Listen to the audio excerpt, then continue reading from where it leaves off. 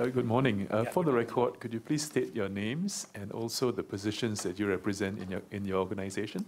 Starting with Mr. Mohan, please. Hi, good morning, everyone. Chairman, my name is Raja Mohan. You can call me Mohan. Yeah, I am coming as an individual, but I work for VWO, and I'm looking at the elderly perspective on falsehood. Thank you. Thank you. Yeah, good morning. My name is Prakash Kumar Hetam Saria. I'm here representing as an individual, though I'm working with a MNC company as a CFO. I'm also a community leader. Thank you. Okay, thank you. Okay, the evidence which you'll be giving today before the committee will be taken on oath. If you so desire, you can take an affirmation. The clerk will now administer the oath.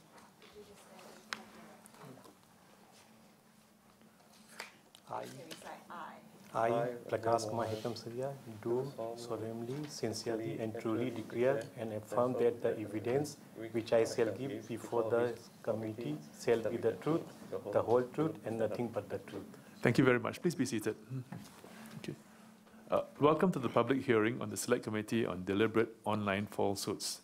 The focus for today's evidence gathering session is for us to put questions to you.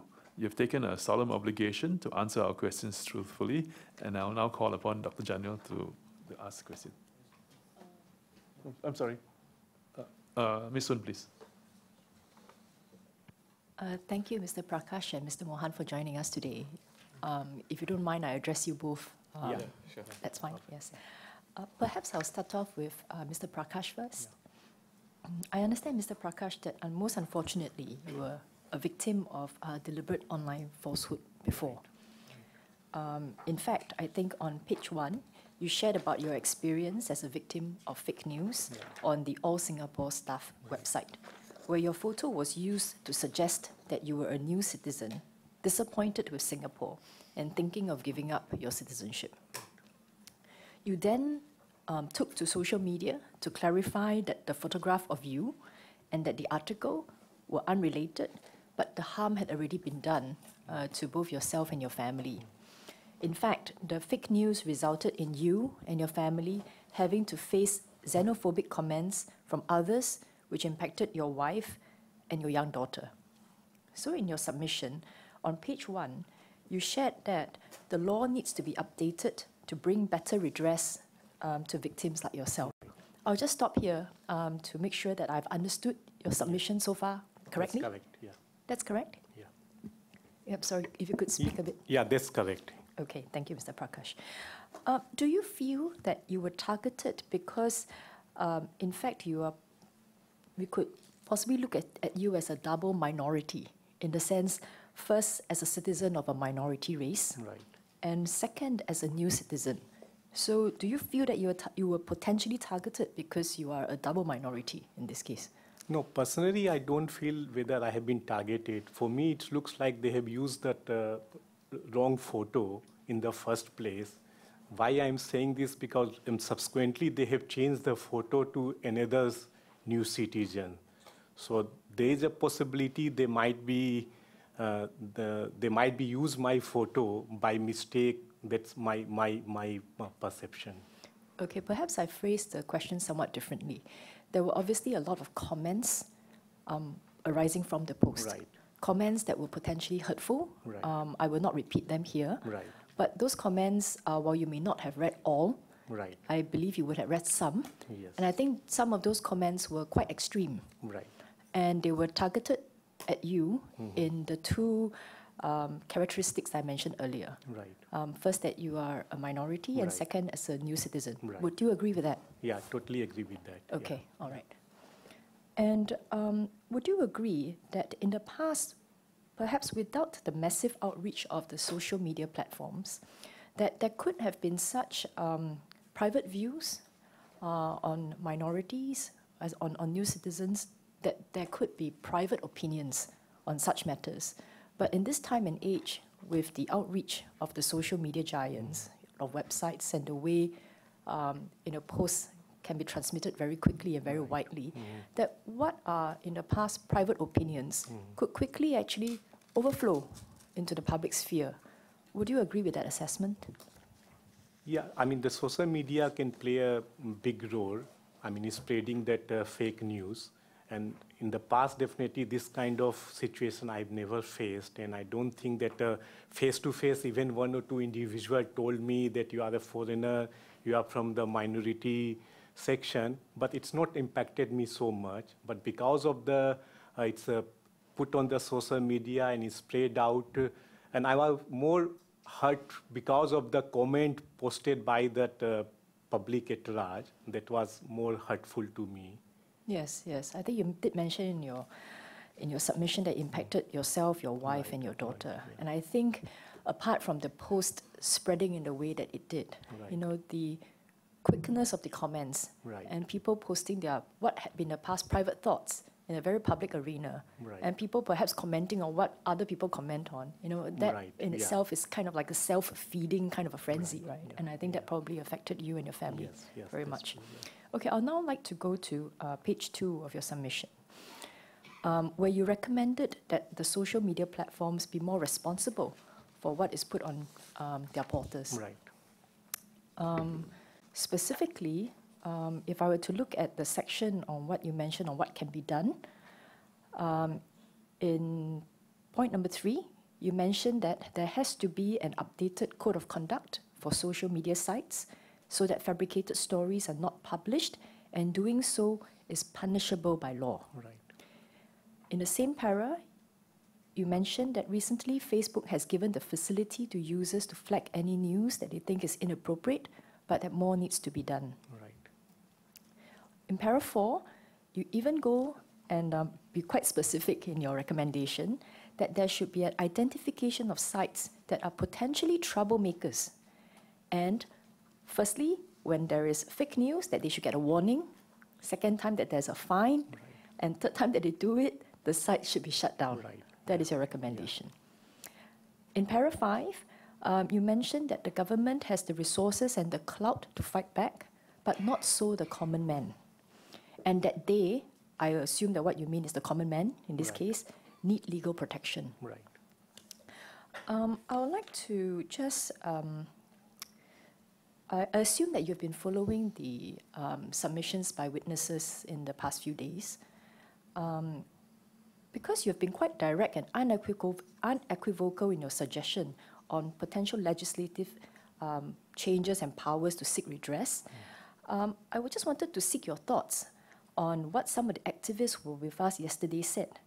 Some have felt that things should be left to work things through on their own, that perhaps in your case, you could have put up a post to debunk the original Right. post. Right. How do you see that vis-a-vis what you're suggesting in para 3, 4, and 5 that I mentioned here? Because in paras 3, 4, and 5, you explicitly mentioned that A, there should be code of conduct for social media sites. Number 2, they should be given explicit warning. 1, 2, 3, third time they don't comply, site should be shut Right, down. right. And then the next part, government should have the resources. So that's a bit different from, I think, what some witnesses have said yesterday. Okay. Could I hear your thoughts on it, please? So basically, what I was trying to say that since I have gone through all that this process, and I feel like what I did after that rebuttal on the social media, I also filed a police report, but I don't find out any like redresser on after the filing the police report. It was, of course, after we got. After a few months later, I got a reply from police that it is a civil in nature, so you have to address this one as a civil court. So that was the first, I mean, so I still don't feel that, don't get any kind of protection that sense. So the only way I can see that there will be a proper legislation which can help an individual like me to protect from this kind of fake news. Okay, so that's on the point of redress. Because as you mentioned also in your submission, that the police recommended that the case was civil, you have been advised to seek civil redress, but you felt that there is a need for a change in laws so that you can embark on this. That's on one point. But the other point I think you were mentioning in your recommendations, para 3, 4, and 5, is about taking down the fake news, and that you are suggesting that the social media site should have the responsibility to do so, Yes. And failing which, actually, the government should have the resources and the clout to do so. So, in other words, do I then understand that you do not agree with the viewpoint, as suggested by some witnesses yesterday, that actually the onus of responsibility should be on yourself, for instance? No, it should be both. It should be both. Both, yeah. So you feel that you should have gone online to debunk the fake news? Yes, I should do from my part, but at the same time, we should have been protected by some kind of legislation where that the warning, because what I know that all Singapore stuff is that not based in Singapore, so it's outside the Singapore jurisdiction. So it will be difficult to take any action against those kind of website.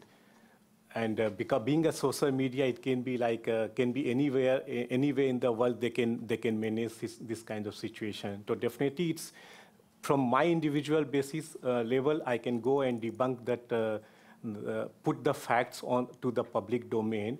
But at the same time, there should be some legislation where the government or that can be take necessary action to either give the warning to that website or social media to verify that any news before posting on the social media, because the damage can be done. Okay, so just to make sure I understand you clearly, what you're saying is that in your case, you understand that the website is not based in Singapore, and therefore you're of the view that local legislation or local police action would not be sufficient to get that fake news taken down, and therefore you take it upon yourself to clarify that. To clarify or to debunk, sorry. No, I think debunk is that first step what I took, at the same time, because I don't want to be more people will be reacting, which is hurting to me. Yes. So that was my first step. But subsequently, I filed the police report. So there should be some legislation to take action against that website or the person behind putting the fake news, so that further, the same situation will be not appear time and again. And this kind of website or the owner of the website should be more careful before posting such kind of news. Sure. But would you agree that the effectiveness of you putting up the truth in this case, after what we've heard from the experts in the past couple of days, that the truth sometimes limps along quite slowly in the back, while the falsehood is already circulating around the world. I think that's the first point. And I think the other is really the backfire effect, with which some have suggested, in which after you put up the truth, because of various personal heuristics and the way people interpret information, that even when they see the truth, it could potentially even encourage the original falsehood impression that they had. Would you agree with that view? Not really. In fact, rebuttal will be rebuttal send a right message to that the person or that people in large putting that comments because of this article. So definitely it will be help me to stop additional comment by that people at the large. So it will be, I still believe to put the rebuttal first and followed by some kind of action from that, from the law point of view. Yes, just so that I was clear, I guess what I'm saying is that I'm not saying that you should not put up the truth. Definitely you should, especially since it concerns yourself and your family. I guess what I was trying to say is that even when you do that, the effectiveness of that may be somewhat limited, because number one, it is personal action, and the truth limps along slowly. It takes time for the truth to get out there. And also people might not want to believe it because they may have personal biases. I think that's the point I was trying to make. But in my case, what's happened once I put the rebuttal, of course, I was in India at that time attending one of the relative marriage. Yes. So I was not physically present in Singapore, but a lot of friends start rebutting or putting article or putting the feedback, good thing about me. So that also helps to that people who are commenting otherwise to understand that the news is not the real news, there is a fake news. And putting my rebuttal also helps to effectively stop spreading further this news. Okay. So in my case, I'm not sure in general, it may be take longer time to get that redressal. But in my case, I have seen that it has a big impact. And within, I think 12 hours or 15 hours time, I have seen that photo has been changed. And subsequently, even they have put, I think very next day, they have take out that article from the website. Okay. But regardless, you still feel that the government has the resources and the clout, in your words, to Yes. fight back.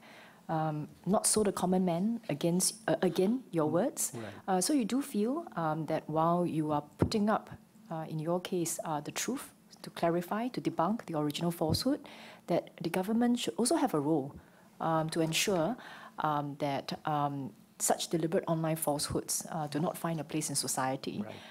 And that social media websites you mentioned should have the responsibility to take it down, Yes. and that as a form of remedy, I guess the government should have the resources to ensure that they take down the Right. deliberate online falsehoods.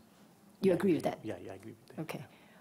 Perhaps before I go over to Mr. Mohan, Chairman, would you like to open the floor to any potential questions for Mr. Prakash first? Because I think Mr. Mohan's submission is perhaps of a different nature.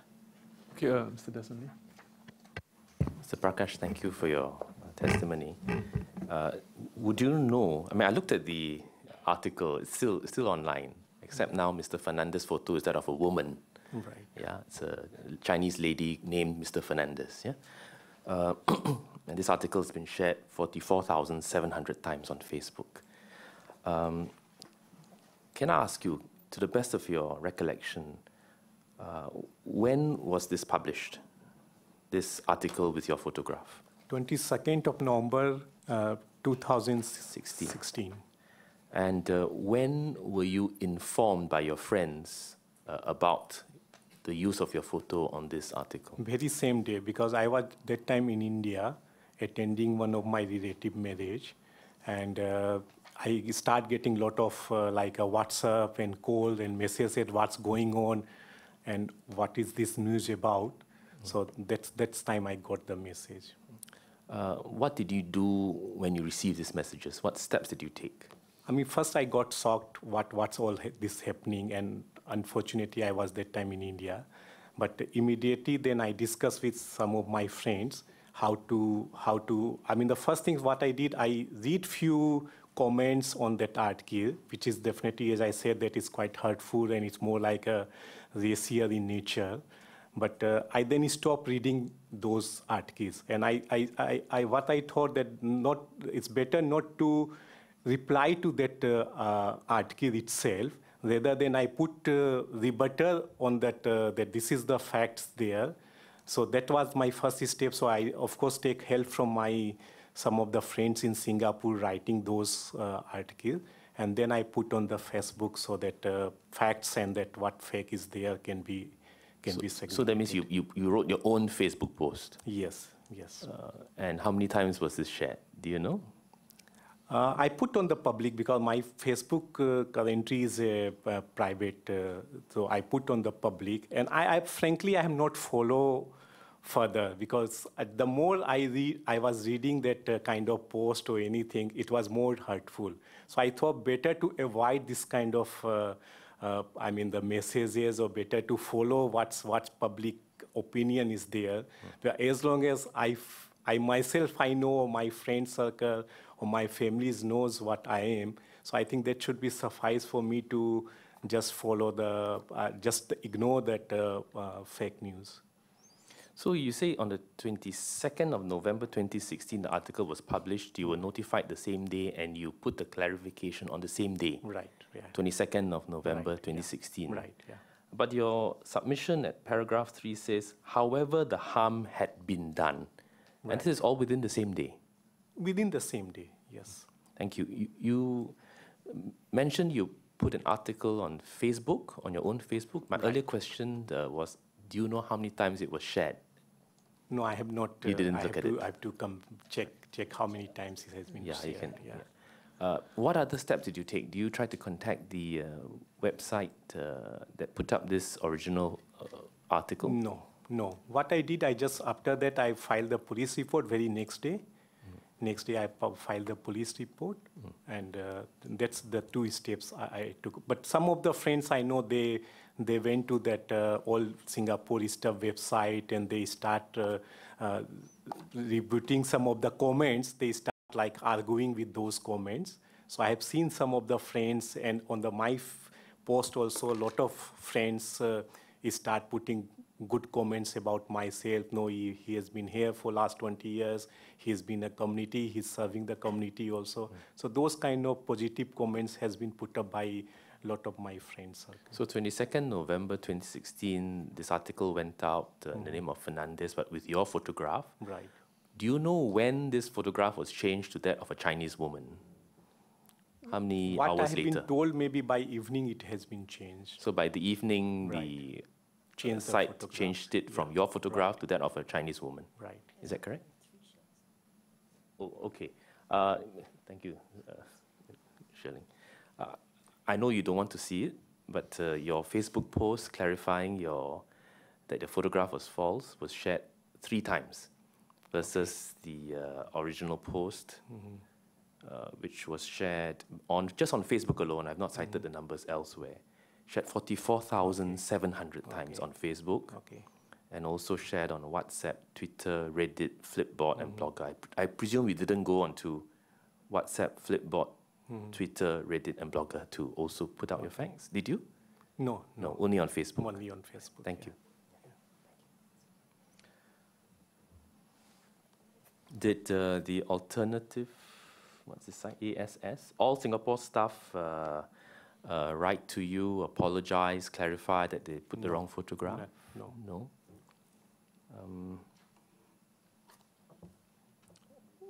Did you get any,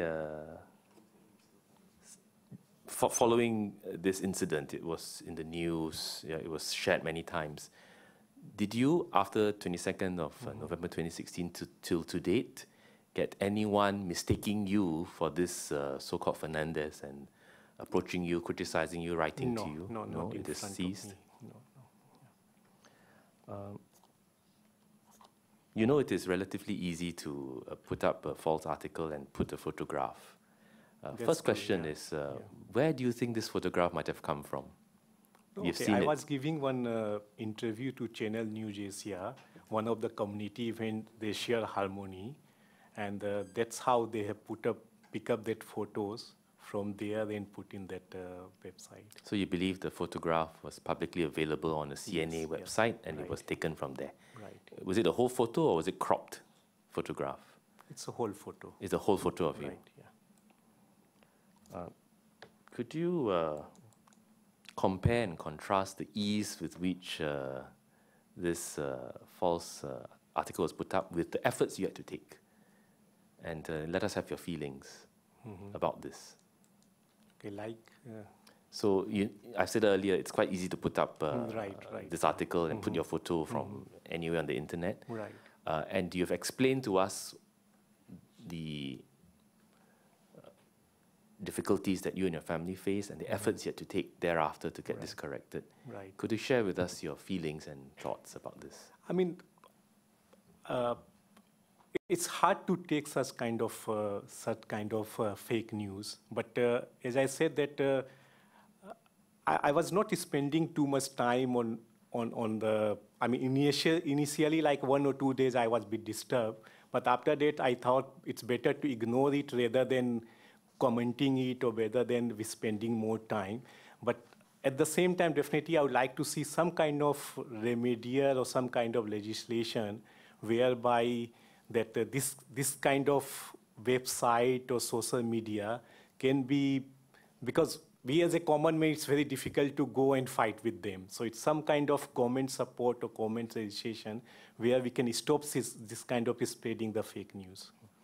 So in your case, the photograph was taken down and replaced with a woman's photo. Right.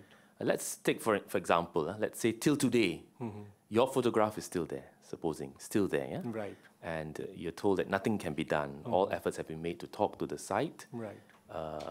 Either you do it yourself, civil remedy, or you just live with it and leave it there. What would you say to that? There's nothing that the authorities can do to help you. No, can authorities can block the website, such kind of website, giving the warning to them, okay, why you put the fake news? I mean, I mean, nobody is verifying. I mean, definitely they have not verified whether it's a real news or the fake news. But as a person, I know it's a fake news. I can affirm that they have put the fake news. So based on that, is there any way there we can block that website or we can give them the warning so that in future, such kind of things will be not happen again? Thank you very much. Yeah, thank you. Thank you, Mr. Prakash. Pritam Singh?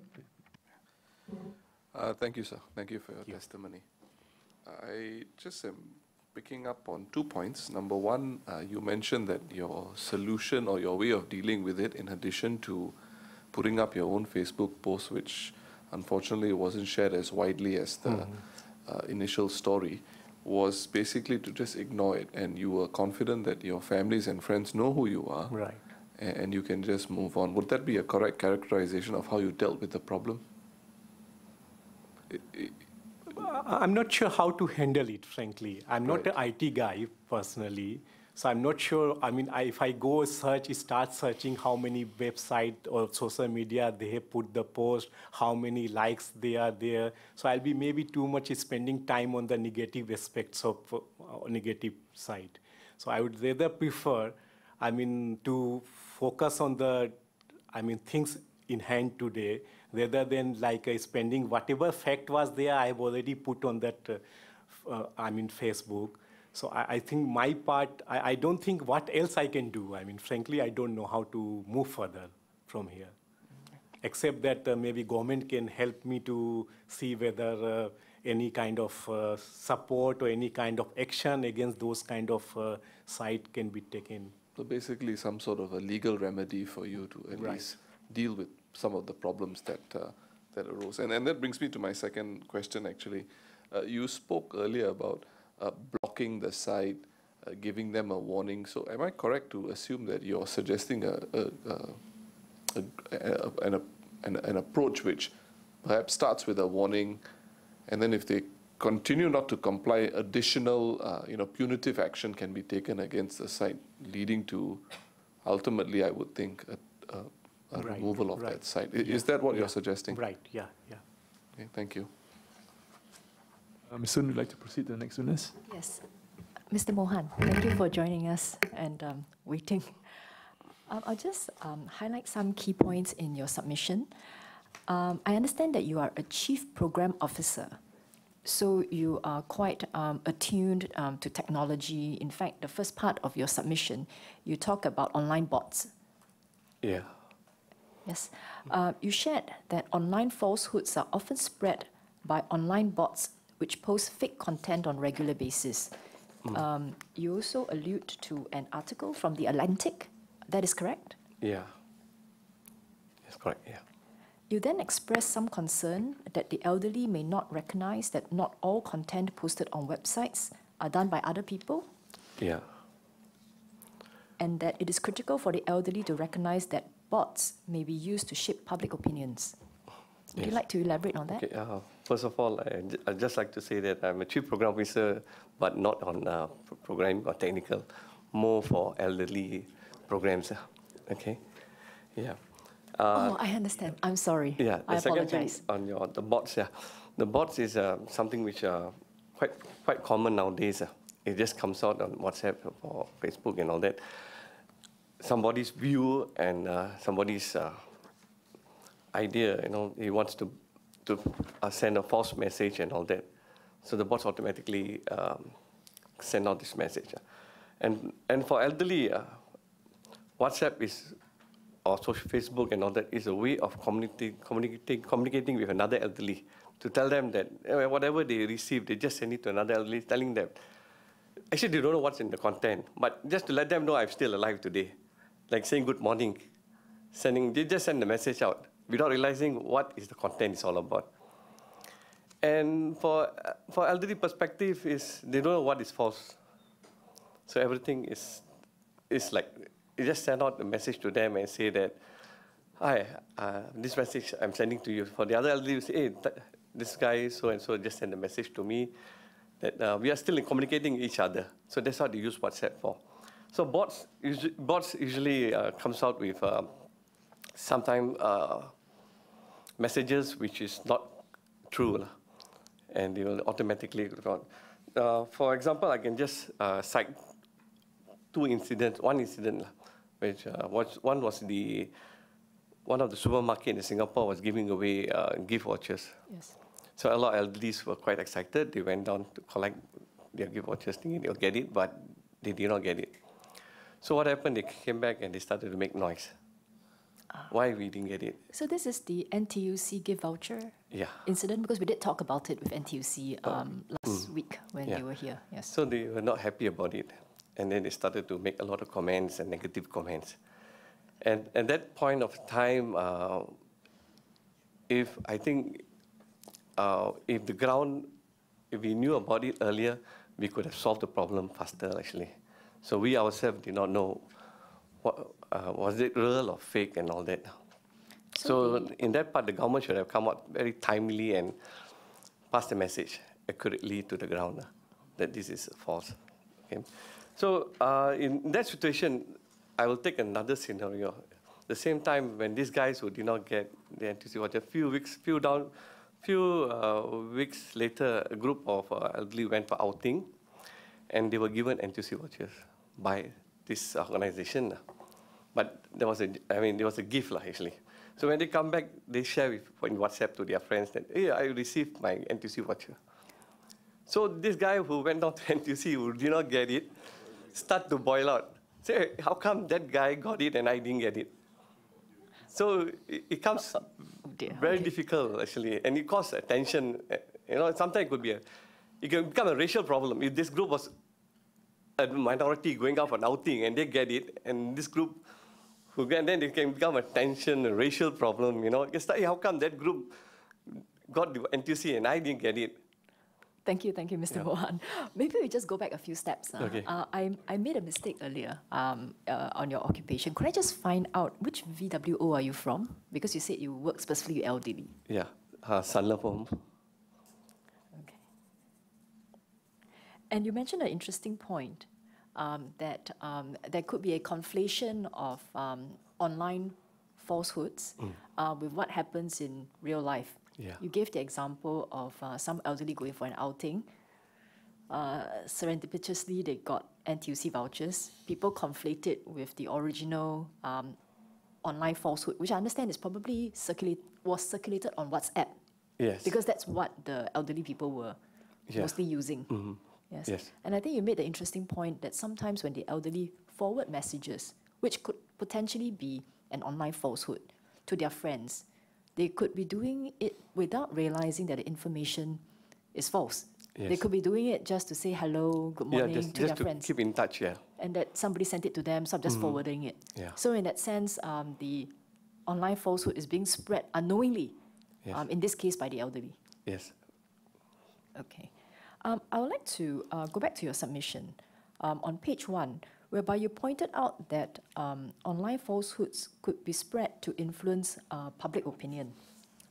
I'm not sure whether you heard the submissions by some of the witnesses yesterday. Some witnesses were of the view that the influence of online falsehoods are debatable. Yesterday, when there was evidence presented that even with large number of followers on Facebook, and that when there were millions, I think over 50 millions of impression on Facebook, that the influence of the number of followers and number of impressions does not correlate to the amount of influence these online falsehoods have. Would you agree with that view? Actually, I don't agree. I think there's a lot of influence on online falsehood. And normally when something comes out in like some of these, what do you call that? From these organizations who comes out with falsehood and all that, it affects the public quite a lot. And sometimes we ourselves also quite misleading. We mislead, and then we tend to talk about it to others, about this falsehood, whatever, some of the articles that are coming out. and influence others also. Okay, Is just that- so that I understand you correctly, what you're saying is that you do not agree with a viewpoint that online falsehoods may not necessarily have influence. I think that was the view that some... Online falsehood have influence. Yes, so what you're saying is that Yeah, online falsehoods have influence. influence, That is your yes. view. Yeah. And it is a view that is evidenced based on your interaction with people on the ground. Yes. In your case, specifically with elderly on the ground. Specifically with elderly, yes. Yes. Yeah. And you said that you are aware of instances whereby people who have encountered online falsehoods then talk about them and, about how it has impacted them. Yes. Yeah. The other one about I'd like to share is happened about a few weeks ago. This guy is a celebrity, a well-known singer in the 70s and 80s, but still now. And someone sent a WhatsApp that he passed away. Okay, and some of these elderly who knows him and were connected to him in the 70s, 80s from his MediaCorp days and all that, and they felt very sad. They came up and said that how come this guy passed away suddenly? He's so, and they were like emotionally carrying it with themselves, And then later on, after 1-2 days, there was a post that said that it was false. But we went back to tell the elderly that it was false, and the elderly couldn't accept it. I think 2 days of mourning, I think, 2 days of crying, and they couldn't accept that it was false. They actually wanted to go to his house to double check. So then later, I think we managed to tell them that it was all false news and all that. But at the same time, I mean, if the elderly can have this kind of feeling, what happened to the real person who is still alive and this false news say that he's already dead? What kind of trauma his family be going through? Quite a lot, actually. Yeah. So this kind of thing, I think there's some regulation should be needed.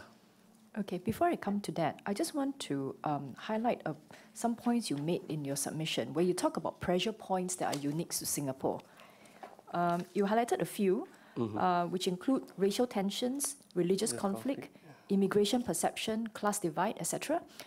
I'd just like to check with you that do you think that just because there are no significant crises in Singapore so far, that the dangers potentially posed by the pressure points that you mentioned mean that that the likelihood of such crisis happening is low, or even that the pressure points do not exist? Would you agree with such a view?